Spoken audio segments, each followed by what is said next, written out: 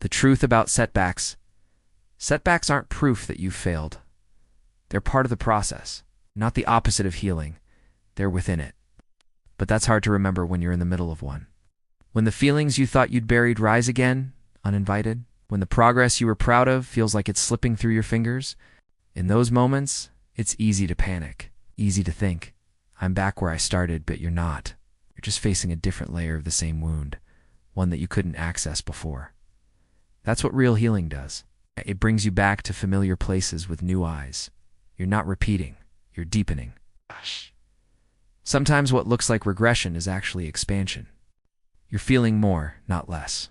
You're noticing your patterns sooner. You're responding with more awareness, even if it doesn't feel like growth. Healing is quiet like that. It doesn't always announce itself. It hides in the way you pause before reacting, in the way you come back to yourself a little faster each time. Therapist Whitney Goodman writes, "Progress isn't measured by how many good days you have in a row. It's measured by how you treat yourself on the hard days." And that's the truth. The way you hold yourself in the setback matters more than how fast you bounce back. Setbacks don't erase your healing. They reveal it. They show you what still needs care. They give you a chance to practice gentleness again and again. Because healing isn't about never falling. It's about learning how to fall softer each time and still believe in your return. So if you're in a setback right now, it doesn't mean you're broken. It means you're in it. You're doing the real work. And that's more than enough. What healing really looks like, healing doesn't always look like sunlight and smiles. Sometimes it looks like sitting in silence and letting yourself cry without rushing it away. Sometimes it's making a different choice, even if it's just once. Sometimes it's showing up for your life while still feeling unsure if you're strong enough to carry it. 8. It's easy to imagine healing as a grand transformation. Like one day you'll wake up with clarity, peace, and complete forgiveness. But real healing is quieter than that. It's slow. It's inconsistent. It's choosing to keep going, even when nothing feels fixed yet. It's learning how to hold your pain without letting it define you. Healing looks like saying no when you used to say yes. It looks like resting without guilt. It looks like telling someone, I need help, and not hating yourself for it. It looks like relapsing and reaching out instead of shutting down. It looks like trusting that not every good thing will be taken from you. As writer Alex L. says, healing is in the little moments. The choice to breathe, to stay, to soften. That's the truth we often forget. That small choices are sacred. That surviving quietly is still survival. That it doesn't have to be beautiful to be real. Healing looks different on everyone. For some, it's leaving a place.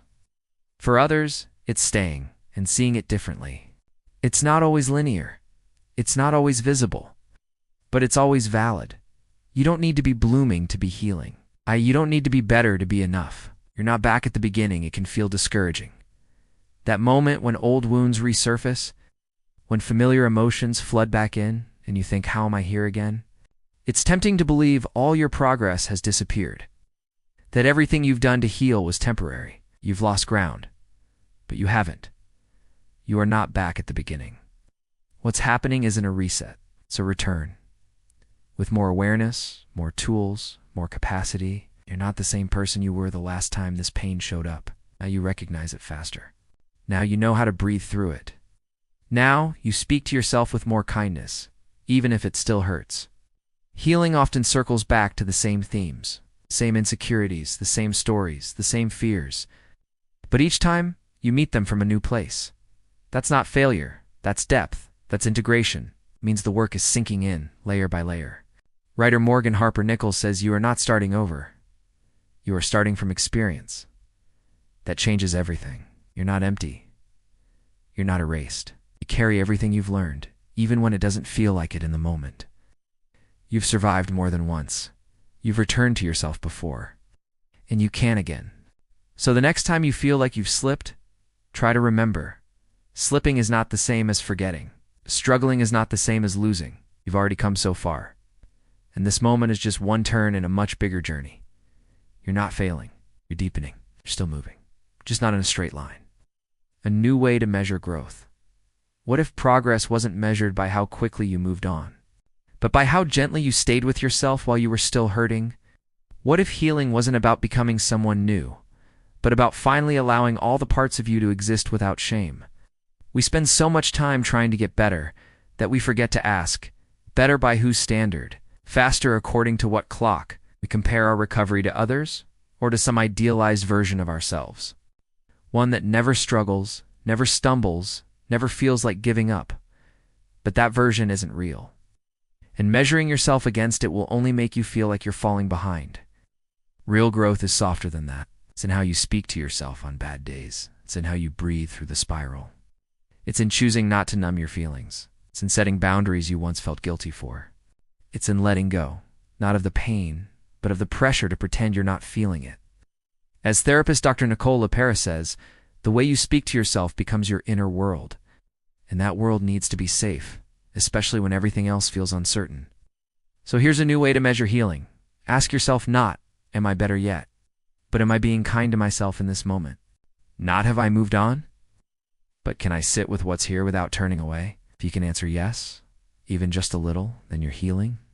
Even if you still cry, even if you still struggle, even if nothing looks different on the outside. Because healing isn't a race. It's a relationship with yourself, with your pain, with your hope. And that relationship deserves patience.